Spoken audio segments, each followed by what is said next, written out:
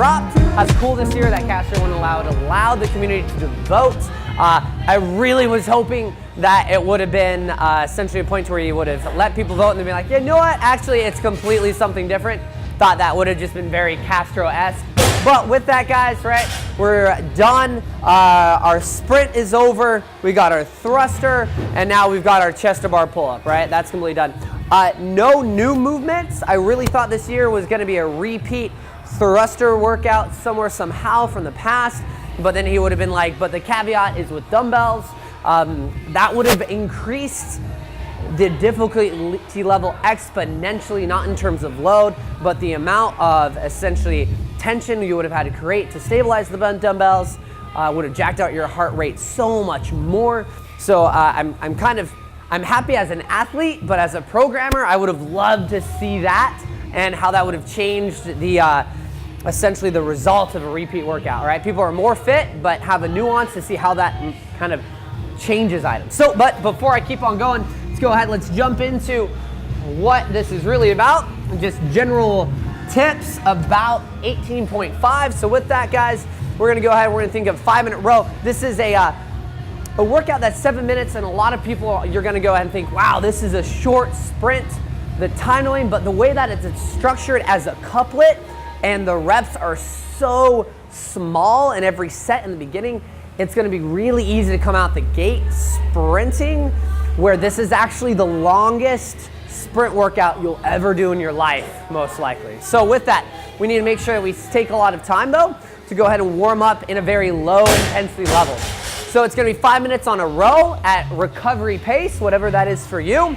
Then you're gonna do 5 minutes of an AMRAP of this essentially structure at a conversational pace, right? Conversation pace. Well, what that means is, like, if I was going ahead doing these 5 wall ball cleans, 10 kipping swings, and then I was doing 10 single arm kettlebell push press, 5 on each arm, that I'm literally going at a pace and just kind of moving through this to where I'm like having a nice conversation with a friend on the side. We're BSing what's happened with the day. We're just kind of moving and getting warm.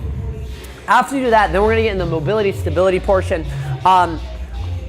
This is where classic mobility stability that we've been doing, I'm gonna kind of glance over pretty quickly so we can spend more time on essentially the belly breathing, and we'll talk about why here in a second.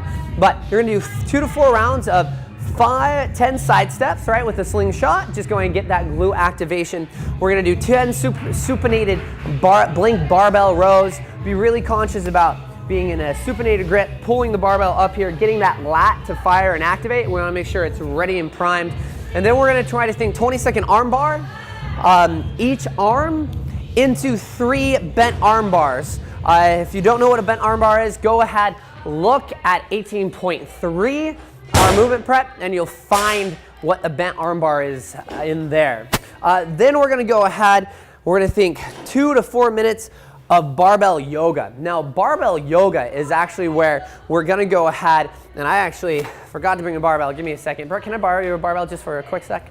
We're actually gonna go ahead, I know, I did a no-no, I stepped off screen, right? So what's gonna end up happening, you're gonna grab a barbell, you're gonna be loaded right around, this is a little heavy, but think 135, 95. You're gonna go ahead, find a narrow squat stance, you're gonna deadlift it up, and then you're gonna go ahead, put it right on the tip, essentially right above your kneecaps, and you're gonna drive forward and work on opening and closing, right? I should say, the ankles as hard as you can. And you're gonna be in this position for about 2 to 4 minutes. It's gonna be a nice warm up for your legs, but you're also going ahead and try to mimic a very upright torso, right? So you're gonna go ahead and do that. For those of you that with really tight ankles, this is gonna be really big to go ahead and stretch something aggressive to make sure there's no tension there. Thank you so much, Brett. There we go. Whoop. Nice, it disappears. Okay, so but now let's go ahead, let's talk about 3 minutes of belly breathing, right? This is gonna be important. So for a lot of athletes that have the capability of putting large sets of chest to bar, large sets of thrusters together, like let's say in the 15s when you're fresh, maybe more, this is gonna turn into a really big breathing workout eventually. So what we need to do is we need to actually work on breathing mechanics, and actually we can go through a sequence that actually expands the diaphragm that can increase our overall lung capacity. So no matter what type of stress response we're in, if we start to breathe shallow or we start to lose control, the overall capacity that we can actually breathe in for our lungs increases. So what that goes ahead and do, think of like this is stretching and getting loose, but literally for your lungs. So all we're gonna do is we're gonna be in a relaxed state, and I have it up here. You're gonna think really 2 seconds of breathing in, really big through your nose. Try to fill your diaphragm. You're gonna do 1 second hold. There's the hold. Then you're gonna go ahead and think 4 seconds, exhale. You're focusing on the mouth. Another 1 second hold. And then you're gonna repeat the cycle. So I'll do it twice really quick. It's just gonna be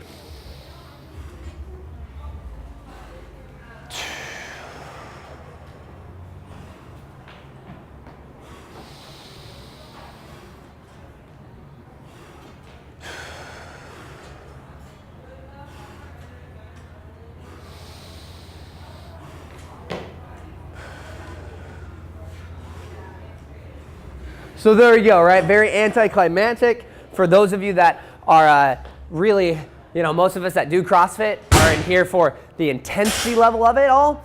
So this is gonna be hard, but try to do that for 3 minutes and you'll actually find that you'll actually be able to increase lung capacity. For you more serious and advanced athletes, that's gonna be a really big limiting factor for you. So let's try to go ahead and build up as much of a buffer that we have on that. So let's go ahead, let's keep on going on. Your trial, I always, guys, give you essentially something to feel this workout out on. For this type of workout, I would go ahead and try to do this the day before. So if you're gonna do like a Friday night light situation or anything like that, try to do it on Thursday, anything like that. It's gonna be 3 rounds, 15-second assault bike sprint. That's gonna get that heart rate spiked, get those quads going to get that and stimulate that feeling of what the middle of the workout will be right away. You're gonna do 6 blank bar thrusters. And at that point, you're really gonna be thinking about your breathing pattern on both of these. And then you're gonna do 6 chest to bar pull-ups. And you're just gonna go ahead and feel, wow, okay, what did that actually feel like for those of you that haven't done a workout like this before? And then you can start to put together your own strategy. Now, from there, let's talk about limiters. Limiters are gonna be lungs, arms, and grip. Really what's gonna end up happening, 100 pounds, not 65 pounds for actually most intermediate to advanced athletes, is not very heavy, but you're gonna find that most of you are gonna over brace and you're going to get really tight through the midline. As long as we keep an upright torso, we should have enough intrinsic tension in our skeletal system to actually make sure we don't crumple under the weight. So there's no reason to over brace here and then all of a sudden having all that contraction around the lungs, around the diaphragm, and making breathing harder, right? And then essentially it's gonna be, as I said, it's gonna be really easy to go way too fast and forget to breathe here and there in the beginning aspect of the workout, and then you're gonna be short breaths later on. Arms, essentially, we need to go ahead and manage localized fatigue. What really this means, strong athletes, they're gonna go ahead, they're gonna come into the thruster, coming out of the bottom, and they're gonna start pressing early just to go ahead and initiate the rep to be done sooner. And then they're gonna go ahead and end up start pulling early into the bar for chest to bar, rather than relying on delaying, allow the legs to pop the bar up and then finishing with the arms, or in the chest to bar pull up, most of you are gonna do butterfly, delaying and getting as high as you can through the kit with the straight arm, and then essentially having just enough in pull to initiate that falling down and glancing into the bar. Most advanced athletes are gonna go ahead and they're just gonna start over early, pulling and pressing, and then we're gonna find out in minute 5 and 6, where really the rubber truly hits the road, we're gonna end up getting localized fatigue in the arms way too early. So we need to manage that. And then from there, grip is gonna be really important limiter. A lot of you are just gonna over grip the barbell where we don't need to. We can have the loosest grip as possible and be in control of this barbell, not create any tension through the forearm, through essentially the tricep and the lat, which is gonna be important again on the pull-ups. So with that, those are gonna be basic your limiters, and lots to talk about how to limit those in the tips. But my game plan would go ahead, if I was to give you somewhat of mine or a generic one, would be 7 minutes is longer than it sounds, right? Most of you, I mentioned this, is gonna come out go redline this workout and you're gonna be 3.5 minutes in and you're gonna be like, holy crap, I'd put all my chips out on the table and I've got nothing less, and you're just gonna be picking up the pieces. So smooth reps, it's not a sprint. How you're gonna keep the intensity up though and feel like you're still moving is actually through your transitions. So don't try to overspeed through the thrusters or the pull-ups. Just make sure that you're very intentional of, like, I came down from the pull-up bar, I'm gonna step over to my bar, clean it up, boom, I'm gonna go into my thruster, and make sure those reps are not fast, they're smooth, and we're thinking about our breathing. And then as soon as that bar hits the ground, we're transitioning quickly again, jumping up the bar and going, right? That's where I would find the intensity at, because it's the transitions eventually you're gonna get on the back half of this workout and just start to feel sorry for yourself, because it's gonna feel longer than what the 7 minutes sounded like in your head, and it's just gonna fall apart. So go ahead and work and find intensity through the transitions, not the actual speed of every individual rep.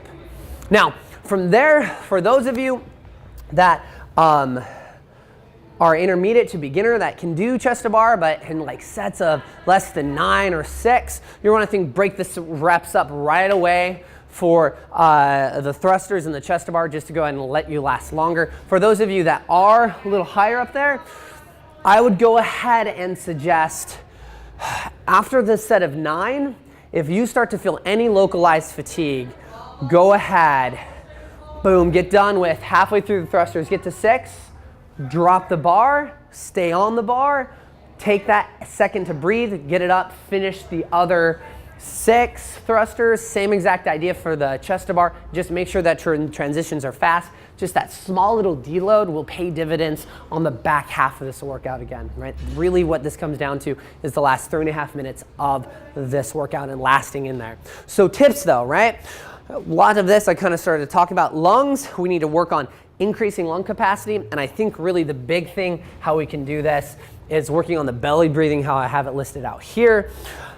Breathing at the top of the thruster, it's going to be easy to accidentally go ahead and, as I said, rush through the thruster rep and be going so fast that you only take a half a breath at the top. Take a time to really go, okay, I got it, and then we're going back down. And then if we talk about arms and grip, think about calming down. We need to go ahead and have a relaxed grip as possible. And then I have here, and I've talked about this, you need to delay your pull and press through your arms on your thruster and your pull-up. Rely on your mechanics, and that's gonna manage localized fatigue, as I said, in the back half of this workout. So if I themed it up, you need to calm down, and you relax, and you need to attack the first 3.5 minutes at a slower pace than you think you can. If you have a hard time making sure you don't come too fast out the gate, make sure every individual movement pattern is slow, but your transitions are very smooth and quick. And then we just need to go ahead and think about what are all the different ways we can increase lung capacity for you advanced athletes. Guys, there you go. That's my take on the last workout of 2018 for the Open. All of you regional hopefuls, good luck. I hope this sends you where you need to be. For everybody else that's a Fit for Fun athlete, guys, guess what? We're done after this, and let's have fun training to be a more durable, fit individual that's learning new things and just trying to become a better version of ourselves, and we can use the Open next year as a test to see if we truly did that. Guys, have a good one.